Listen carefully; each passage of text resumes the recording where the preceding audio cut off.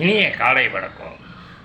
நேற்று எனக்கு சர்க்கரை மருத்துவம் பார்க்கக்கூடிய பிரியதர்ஷினி என்கிற மருத்துவரிடம் ஒரு 10 நிமிடம் என் இதயம் சம்பந்தமாக உரையாடினேன்.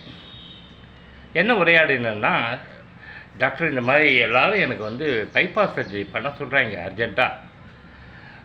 இதை பற்றி உங்களுடைய கருத்து என்ன? எனக்கு பயப்படுறேன், எனக்கு பயமாக இருக்குது, உங்களுடைய ஒரு ஒப்பீனியன் எனக்கு வேண்டும்ன்ட்டு அந்த டாக்டர்கிட்ட கேட்டேன்.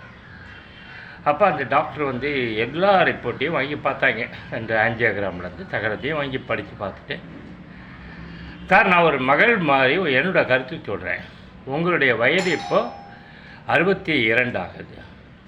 இப்போ 62 வயதில் இருக்கிற நீங்கள் ஹெல்த்து இப்போ சுகர் இருக்குது, எல்லாம் இருக்குது, பிபி லைட்டாக இருக்குது. இந்த நிலைமையை தாண்டி நீங்கள் பைபாஸ் சர்ஜரி பண்ணணும். இதுதான் உங்களுக்கான இது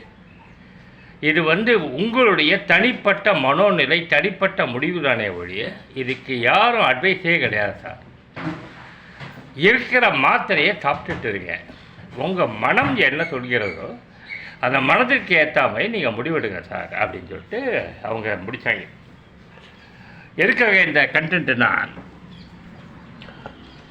இப்போ ஒரு முடிவை நாம் எடுக்கிறதா இருந்தால் கூட அந்த முடிவுக்கு நாம் அடுத்தவங்களை சார வேண்டியிருக்கு. 1க்கு 2 மருத்துவர்கள்கிட்ட நாம் கலந்தாலோசிக்க வேண்டியிருக்கு. ஏன்னா சும்மா இல்லை, பைபாஸ் சர்ஜரிங்கிறது ஒரு மிகப்பெரிய ஆப்ரேஷன். இந்த ஆப்ரேஷனில் அவங்க அடுத்து சொன்னது, குறைஞ்சது ஒரு 5-6 மாதம் நீங்கள் நடமாட முடியாது, பாதுகாப்புக்கு ஒரு துணை வேண்டும். சும்மா சொல்லுவாங்க 2 மாதத்தில் 1 மாதத்தில் நடந்து ஓடலான்ட்டு. கிடையாது சார், குறைஞ்சது ஒரு 4-5 மாதமாவது உங்களை பார்த்துக்கிறதுக்கு ஒரு ஆள் வேண்டும் பைபாஸ் சர்ஜரி பண்ணிங்கன்னா. இதெல்லாம் சாத்தியமானு ஒன்றுக்கு பல முறை யோசிங்க. உங்கள் வீட்டில் யார் பார்த்துக்க போகிறாங்களோ அவர்கள்கிட்ட சொல்லுங்கள். 4 மாதம் மினிமம் 5 மாதம் ரெஸ்ட்டில் இருக்க வேண்டியிருக்கும். ஏன்னா அந்த தையல் ஃபார்ம் ஆகி, இதயம் ஃபார்ம் ஆகி, இப்போ எல்லா டெஸ்ட்டும் முடிஞ்சு, இப்போ எப்படி ஒரு கண்ணுக்கு 1 மாதம் வரைக்கும் நீங்கள் 1.5 மாதம் ஆகுது நார்மல்னு சொல்லி வெளில போகிறதுக்கு, குறைஞ்சது 1 மாதம் அவர் ஒரு கண் ஆப்ரேட் பண்ணால். அதுபோல் பைபாஸ் சர்ஜரின்னு பண்ணால் 5 மாதம், குறைஞ்சது 4-5 மாதமாவது ஆனதுக்கப்புறம் தான் நீங்கள் நடைமுறை வாழ்க்கையை கடக்க முடியும்.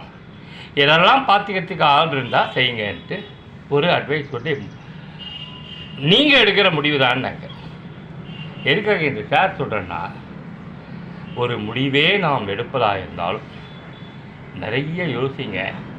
யோசிச்சு பின்னாடி ஒரு முடிவு எடுங்க. அந்த முடிவுக்கு பின் குழப்பிக்காதீங்க. இதுதான்.